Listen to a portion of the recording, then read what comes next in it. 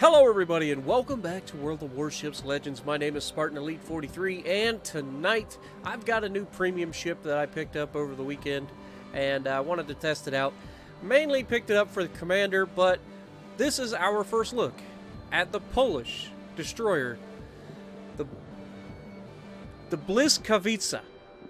That's my best I'm not going to be able to pronounce it much better than that. I call it the Blizzy. Or the Polish lightning. You know, that's what it's translated to in Polish, is the lightning.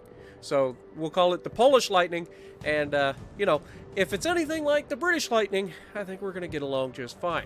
But I'll just spoil it for you. It's not. It's not a bad ship, but we'll go over it. First of all, let's look at our commander. So we've got only one commander available for the Polish Navy at the moment, and that is Jerzy Swirsky.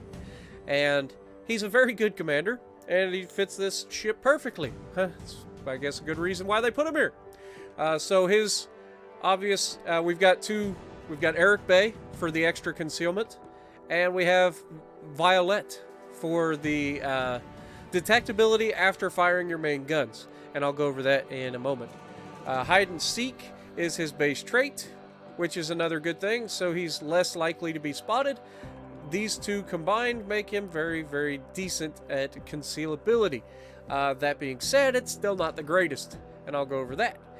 Anyway, to our traits, we have Observant Rage, we have Look at Me Now, because we need all of the concealment that we can get. You could obviously put this in here if you wanted to, but I'd rather not. Then we have Reaching Out, which is the range of the destroyer's main guns, rather than Twist and Track, though. Some people would probably argue that Twist and Track is the better option, but given the concealment of this thing and the fact that you're firing your guns so often, personally, I prefer being able to reach out further with my main guns. But honestly, Twist and Track, probably a better choice for most people. Smoke on the Water, obviously, needed the extra smoke screen dispersion and deployment time. Whereas the other one is Cloudy Days, which is the opposite of that, where you get less cooldown on your engine boost, but your dispersion and deployment time of your smoke screen is decreased as well. So not preferable. The smoke screens need to last as long as possible, because when you're in them, you're firing your guns like a madman. Engine repair time, obviously, is our legendary perk that we took here, and it is reduced by 2.5%. Not too bad. We're only a level 1 legendary. We've got him a rank 11. So there you go. Just enough to get our second inspiration here. Now, moving over to the Lightning's, I'm going to have to call it the Blyskawica stats. If we go to ship options and upgrade and loadout, you'll see that I have aiming systems mod 1. We have steering gears mod 2 rather than propulsion. And we have concealment mod 1. As concealment's a necessary thing. Definitely need it. Now, if we go to loadout, obviously we're not running any boosters at the moment. It gets its permanent camo, and I've got my flag on there. None of these up here are things that you can swap out at the moment. Survivability, 15,500 hit points, not bad. Artillery, it's good for its tier, good for a destroyer, but not the best, and far from the worst. Like, this thing will handle its own in a firefight. That's mainly what it's built for. It's got 120mm guns, which are a little bit on the small side, but their reload time isn't the greatest. They are in a 1x1 and then a 3x2 configuration. So you've got a total of 7 guns that you can fire at people, and they reload every 6 seconds. They fire up to 11 kilometers in our current configuration, which is nice. That puts us outside the range of most destroyers. I think the only one that'll compete with that is American destroyers that are set up specifically for guns, and the Germans, because 150mm. Well, when you get the 150mm, you're going to be firing your HE more often than anything else, so don't even worry about the AP damage. But torpedoes, decidedly middle range. Like, they are not the greatest. They're not the worst. They're just, bleh, they're there. They're there when you need them. The reload time isn't horrendous at 70 seconds, but the problem is you only get 6 of them. You only get 2 launchers at 3 torps each, and so that really hurts. You do tend to miss a lot of your torpedoes. You don't generally hit all 6 of them, and you usually need at least 4 or 5 hits in order to kill a ship from full health. So when that comes into play, it's hard to kill ships outright. You're going to need 2 salvos to do it most of the time. Unless, of course, it's destroyers. Cruisers you can probably get away with as well with 1 strike. But any battleship that you go up against can pretty much survive a single torpedo barrage from you, unless they're just dumb and they freaking get hit by all of them. Torpedo range is not that great. It's middle range at 8 kilometers, and the speed is, I would say, below average for World of Warships Legends. Most of them, I believe, are in the 60 knots, and this is at 57. I could be wrong there. Please, hold your hate for later. I could be wrong. Maybe that's right there where most of them are. I just forget. Okay, I'm not the best with stats. AA defense doesn't matter. Maneuverability does 39 knots without an engine boost. That's pretty good. I'll take it. That's nice. And then when you hit that engine boost, you're up, I think it's 43.5 knots in my current. And you can obviously build for a faster ship if you want. Turning circle is not great. 610 meters. And I say not great. I don't, again, I'm going off of my feel of the ship while playing it. It doesn't feel like it turns, like, it's agile enough when you're turning left and right, but when you need to turn hard, that's where it seems to miss out. Concealment, you can see, is decent, but not great at 5.5 kilometers, and that's with all of the concealment stuff that we put on it. Now, obviously, if you wanted to go off of that, you could build a better, absolute beast of a destroyer when it comes to guns, but I need that extra concealability because as a destroyer, that's your best weapon, is not being seen. So if you're able to, 5.5 kilometers isn't bad. I think the Americans with the gunboat setup that I have is like 6.1. So that's an extra half or a little over half a kilometer that you can get closer to people. The only people that you're going to have to worry about out-spotting you, obviously the British destroyers, the Japanese destroyers. Those are the ones that are going to be able to get the jump on you. Everybody else is right in your wheelhouse as far as detectability goes. You're a big girl and you're going to be detected. That's just how that goes. Especially with only 8-kilometer torpedoes. Unless they're sailing right at you, you're going to be getting a lot closer to people than you really want to be. It's fast, above average maximum movement speed. Already talked about that. 39 knots without the engine boost is really good. Guns Aplenty has a high number of guns for a destroyer, which it is. It's built as a gunboat. You can see the single gun is the first gun on the ship, and then everything else after that is a two gun. There's 3 more turrets, and they have 2 guns each. So it's got more guns than most, and it's exposed. Below average concealment, that is what we've already talked about, is the downside of this thing. They are going to see you, and so play with that in mind.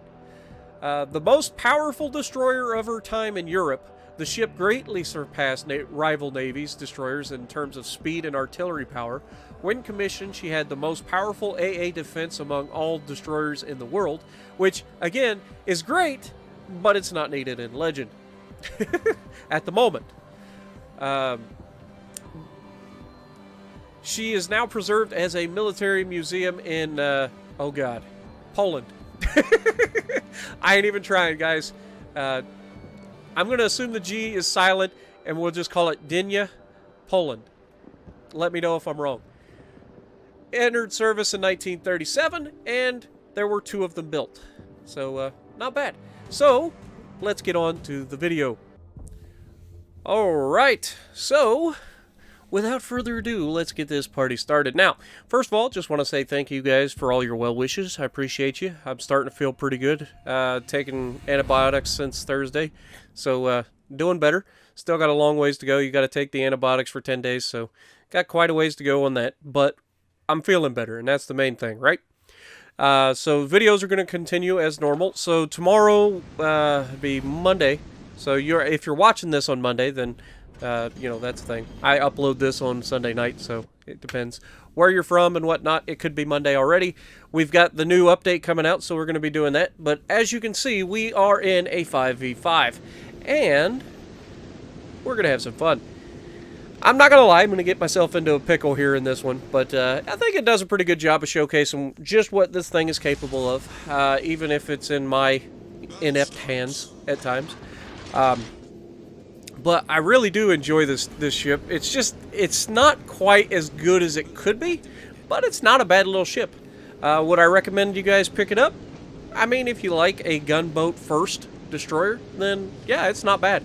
And the speed is nice. I like the speed.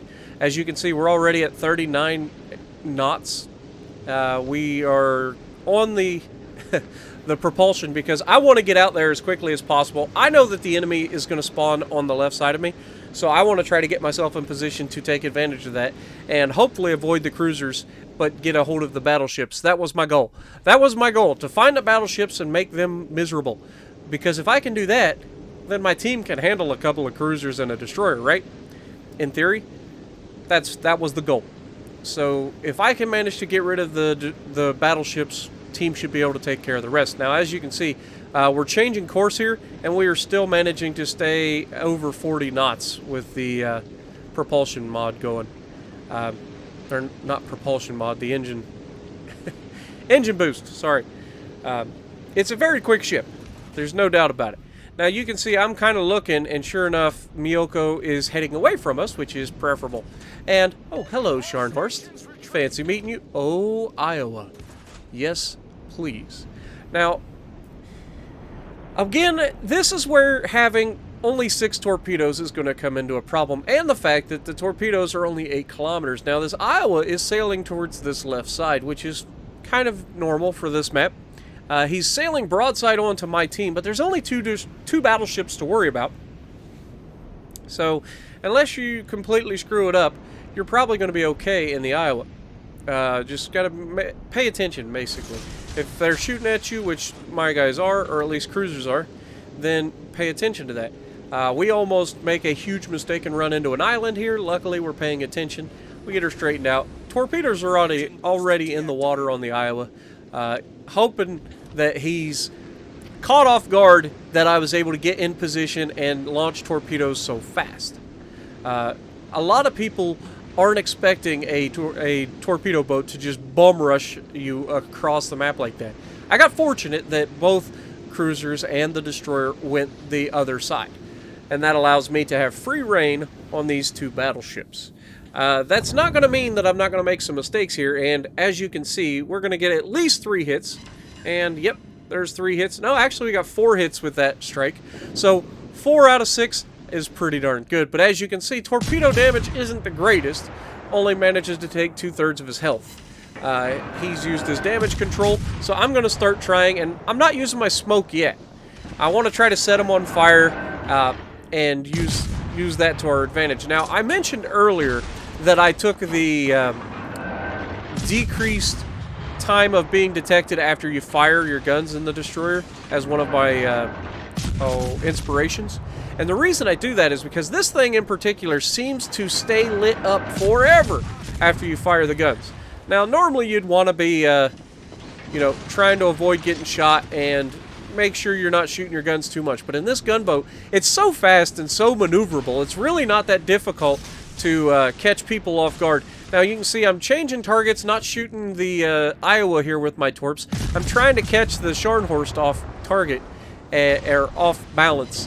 And so we set the fire again on the Iowa, and that gives us 2 fires burning on him currently. And so you can see we're getting quite a bit of damage, and we're just going to try to finish him off. Now, this time I turn and I catch these right through the side of my ship. Not preferable. That was a pretty nasty hit to take, but we're just going to keep farming him, trying to take him down as best we can, knowing he's going to burn to death. He has no chance of recovering from this, and as long as we can knock out his health, he's going to burn, and he's going to die. Now, we have half our health left. We've got torps in the water on the Scharnhorst. They look pretty decent. Looks like we're going to get at least 2, and we do get 2 good hits Not as good a strike on him as we did on the Iowa, but you can see here he gets a pretty good shot and does significant damage while we hit our smoke. It's unfortunate. I check my shot here, and I should just stay in this smoke screen. And this is where I'm going to make one of my mistakes. Now, I know he has torpedoes, and he's probably already got them in the water, so we can't... And sure enough, there's the first set of torpedoes. That's one side of his ship. Now, we back up. We don't have the ability... Ouch! That's not nice, sir. I'm going to need you to calm down. But you can see... I'm assuming he's going to turn his ship. So we go ahead. We launch him off to the right. I mistimed how far my torps are going to go versus how far he can go in that battleship. And unfortunately, going to miss every single torpedo here, which is not preferable. That's where the speed of the torpedoes comes in. I've been playing a lot of the other destroyers, so I'm used to how fast those torpedoes go, and unfortunately just mistimed it. Misplaced our torpedoes there. So that one's on me. And now I'm in the open water versus a Scharnhorst, who has amazing secondaries and then just gets an absolute barrage off on us. Luckily, we've got the fire. He's burning quite good and is going to burn for quite a while. And that gives us over 100,000 damage. We took out, well, mostly took out both of their battleships. I took out the Iowa from full health. Basically took all of the health from the Scharnhorst with the fire and everything. And at least half of his health. Yeah, see, he's 2/3 of the health gone. So we done our job. I think we did more than enough to carry this match. It's just up to whether or not the team agrees. I mean, the fact that their destroyer is on top of our cruiser should mean that our cruiser just absolutely wipes the floor with him. Now, you can kind of get an idea of what I'm doing here. I'm looking at the Leon, I'm like, what has this guy been doing this entire time? Like, did he bother shooting at either of the guys? Like, at all? Like, he's in the perfect place. He could have shot at both the Iowa and the Scharnhorst, but obviously that's too much to ask for this guy. He's targeting a destroyer that's, 12 kilometers away from him at least. I'm going to look. Oh, we almost looked. Almost looked. Atlanta's already down. Yeah, he's 16 kilometers away, and he's focused on that. He's not even actually shooting at him. Benson takes down the Miyoko. Oh my God, Miyoko. How do you lose a gunfight versus a Benson? I get it. It's got good guns. But with your high explosive, like, what were you doing? Shooting armor piercing at him? And now our Bismarck should be able to take out this Scharnhorst, even if they just did nothing but get in a secondary fight. But the Bismarck does manage to take him out with the main guns. And we ended up finishing the game with 115,000 damage. The Benson's still alive, but our Nuremberg should be perfectly capable of taking this guy out. Alright, you have the most badass fire rate of any cruiser at that tier.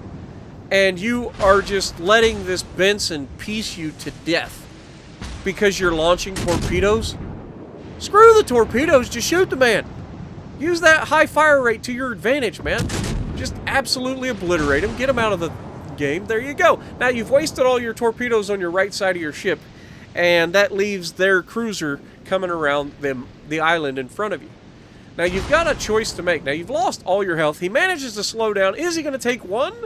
It's close. Nope. Manages to just skirt past him and avoid. Sorry about that. Didn't mean to lock onto the torpedoes there. But this is going to be one of those moments. Like, you've got a Miyoko who's got very little health.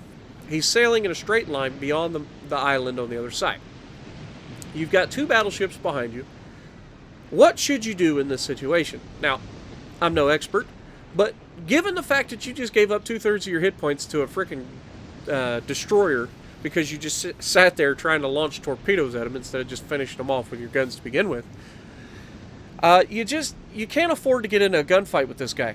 Now, he's in a good position. He can obviously launch torpedoes from here if he gets his torpedoes loaded again on the right side of his ship. As you can remember, we've already wasted our torpedoes on the Benson. Are we going to get our torpedoes loaded in time? The answer to that question is, of course, yes, as they are already being shot. And this guy should have known this whole time that there were going to be torpedoes waiting for him, and he manages to slow down. Two of the torps manage to smash into the side. He takes a nasty hit from him right here, and the Miyoko's got armor piercing loaded. He's shooting high explosive into the Miyoko.